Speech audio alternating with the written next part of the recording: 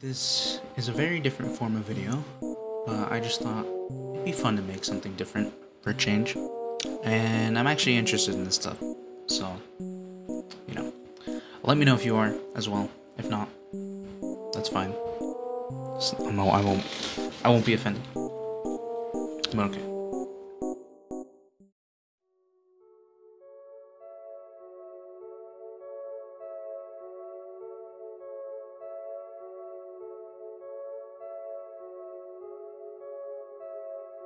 If you're a fan of Kane Pixel's Backrooms, then you'll know he recently released a new video, nearly like a year and a half after his last video. I was quite surprised to see something uploaded about it, given that there's a movie being made about it, but regardless, it was a welcome surprise. Now, I don't want to get too in-depth on how I think, what I think about the story. There's a lot of theories out there. They vary a lot of opinions, different, of like what's going on, who's who, what's what. But, if anyone wants to see my own take on this, I'd be happy to. But otherwise, it's just going to be a video. It's probably just going to be a one-off.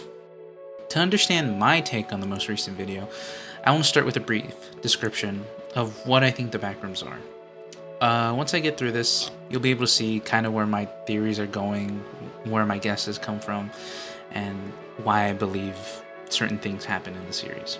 I do want to preface this, that all of this is my opinion. I know I haven't watched the entire thing in a while, so I'm probably wrong, I'm probably stupid, I'm gonna say things that are wrong, probably incorrect, and you might not agree with what I say. You might think that this entire thing's stupid and that something else is right, and you know what? You're entitled to that opinion. And that's all I'm gonna say, but I just wanted to share this. So, if you don't like differing opinions, I'm sorry. I'm sorry I don't have the same opinion, but anyway, let's move on. So, what are the Backrooms? Well, to be honest, I'm not 100% sure. I know I said I have my own interpretation I believe in, and I've seen others have like similar or identical ideas, but I mean, the series only gives you so much to work off of. But, just for a TLDR, this is what I think. I think the Backrooms are a realm of faint memories of the dead.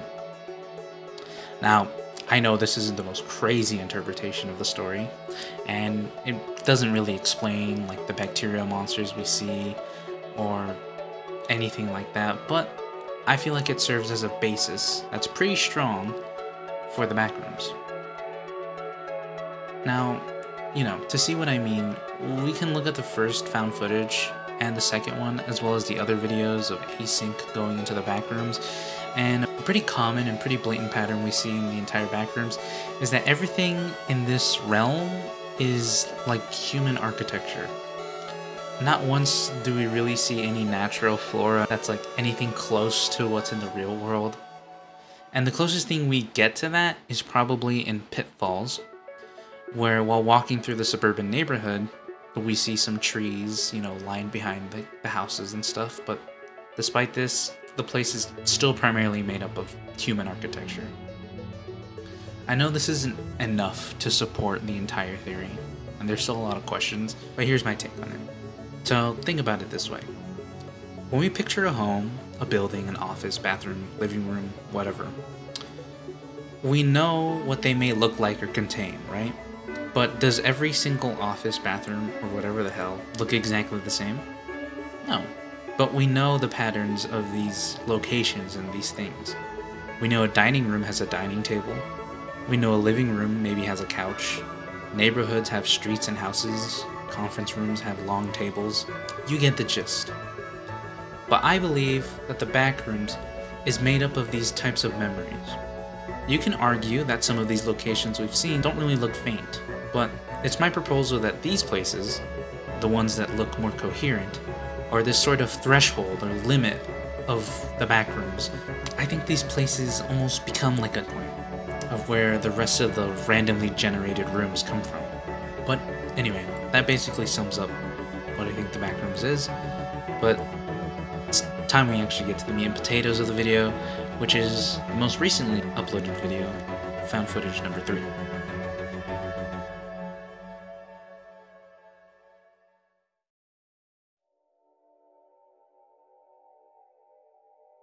Okay, so I won't be mentioning every bit of Found Footage 3 in this section, but I will be pointing out some important things and stuff that caught my eye while I was watching, and some things I feel like could make for a conversation about the story that we're being presented. So to start, within the first few moments of the video, we get a lot of indications of not only the timeline, but also where we may be taking place. Within the first 10 seconds, we actually get footage of a radio station mentioning the Oklahoma City bombing. The Oklahoma City bombing took place in the year 1995, but we can assume that it's within that year. At 32 seconds, we actually see a brief sort of video of a woman standing on grass. But if you do look closely, I was able to make out their shirt, and it likely looks like, and from some of the comparisons I was able to find online, it looks like a shirt from Duke University, giving us a possible location of where this footage is taking place, and Duke University is in North Carolina, and this can also be further supported by some earlier footage before this, where they're on a Ferris wheel.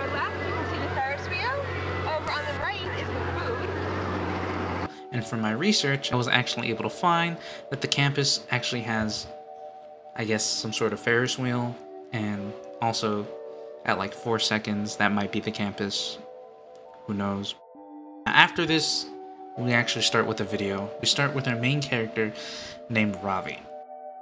What Ravi talks about is quite interesting. He's talking about Monsanto, which is an agricultural, basically, conglomerate, which is in charge of a whole bunch of crops and agriculture around the United States.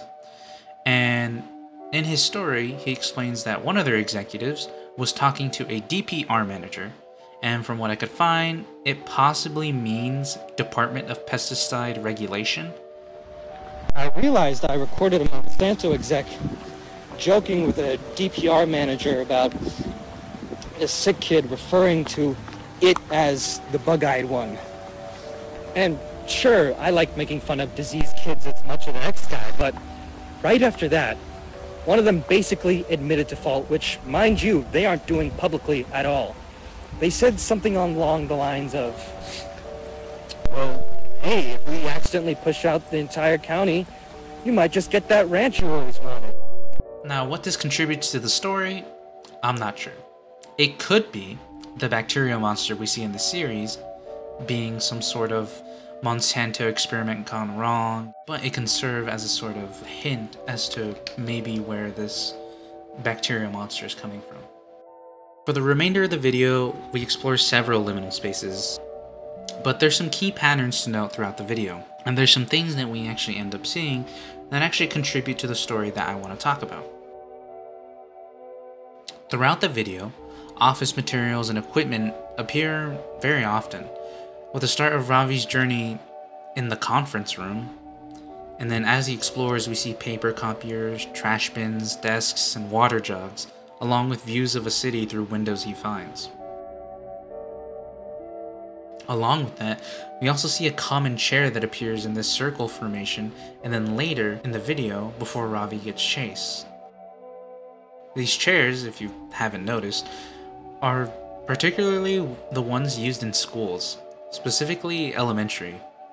I've seen these throughout my childhood, and seeing them to this day, I was kind of surprised. Then on top of that, we get this very explicit, lingering shot of a children's play rug. And if you don't know, that's one of those nostalgic items that people love to talk about.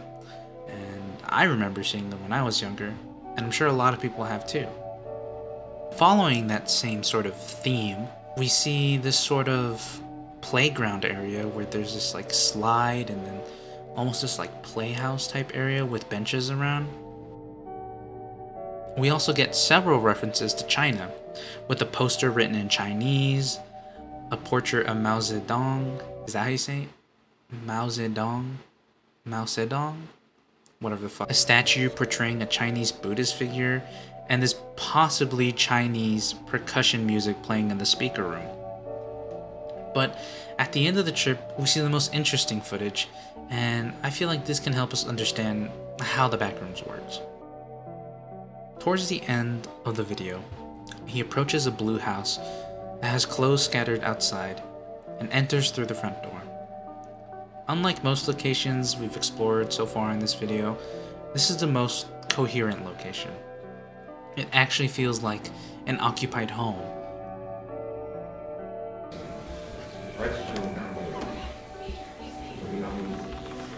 You gotta get out there sooner there, because time is not in our hands. The clock's ticking, right? The price is going. Hello?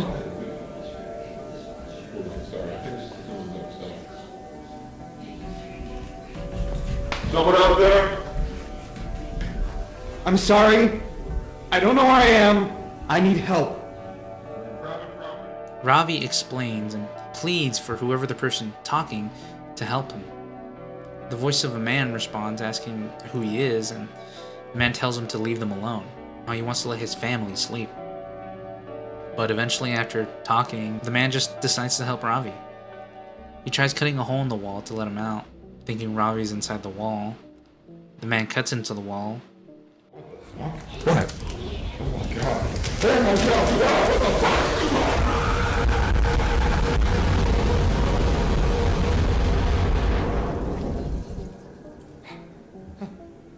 Hello?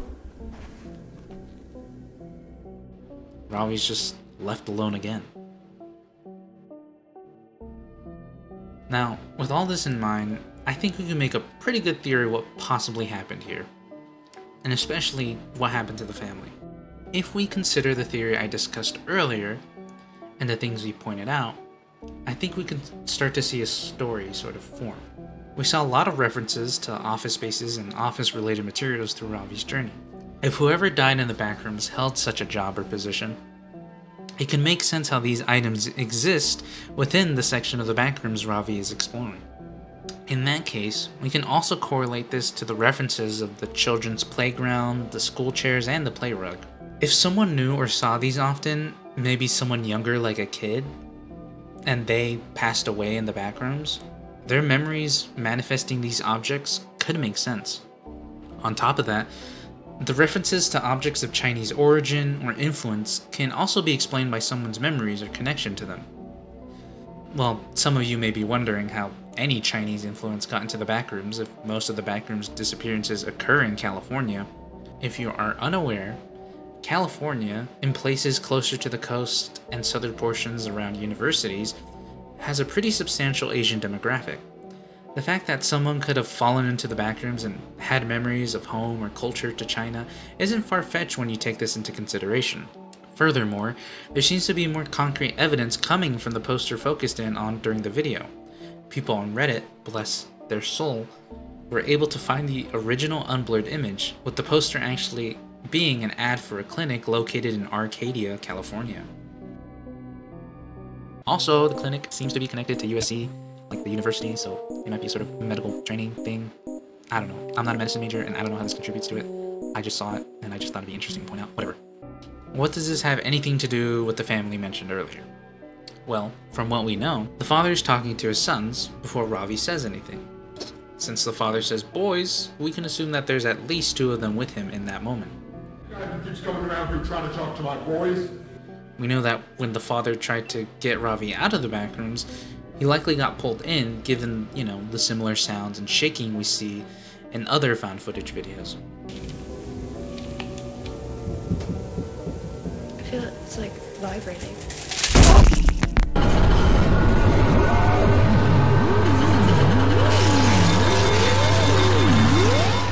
On top of that, you might even be able to assume that his sons got pulled in with him, since we don't hear any screaming or anything like that after the father seemingly disappears. And this can also coincide with the 3 sets of clothing we see on the ground outside of the house before Ravi enters. We can go even further and assume that maybe the house he's in could actually be the family's house. It's the most put together and least liminal. It contains footsteps of someone being in there, and it could explain how the father and his sons could all fall into the backrooms. Now you might be asking, if the house is the family's and the house was pulled in, how could Ravi be inside the house before it becomes a part of the back? Time travel. It's time travel. We've seen people in the backrooms go in for hours and return to the real world thinking it's been the same time, but in reality they were shot into the future by months. And because of this aspect of the Backrooms, it can explain why the house exists here before the family can get pulled in.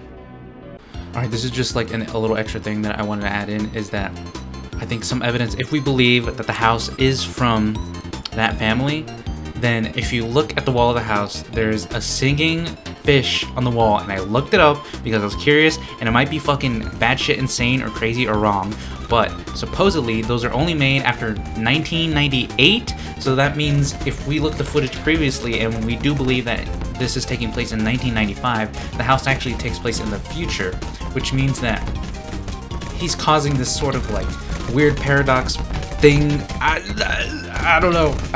I just found it out. I thought it was weird, creepy, funny. Not really creepy. It was funny. Anyway, I'll shut up and get back. With all this in mind, I think we can tie this with everything we've seen through Ravi's journey. The memories of offices and work are those of probably the father. The playground and school chairs we see could be the memories of his sons, going to school, going to the park, playing on their rug, things they saw frequently. And the Chinese influence could be their culture, where they came from, what they believe in, what they know, or what they remember. It's sad and creepy in the sense that if this is true, Ravi was seeing the remnants of a family who was once trapped where he was, who died in whatever manner they did. And on top of that, he was likely the reason they did die, and also the reason why he got himself stuck there. I know, not all of this is perfect. I know, maybe the sons are older. How can I know it's not 3 sons or more? I can't know if they're the same age. I can't know if someone else fell into the back rooms with them, like maybe a sister or a mom. I can't be certain. But what I do strongly believe is that all these things we've seen are from this family. It could explain patterns seen before, and it may be a gateway into how this place works. Now, as for some things like the monster chasing Ravi or his speech at the end, I'm just not sure. I can't really say much about them. I know there's more skilled people out there who can probably answer those questions, and you know, I'm just being silly here. I'm just making a story come together as much as I can from what I see. And I know there's a lot more to discuss. There's more I could possibly say, but for now I'll leave it as is. But if you're here, thank you for watching, and I hope any of this made sense.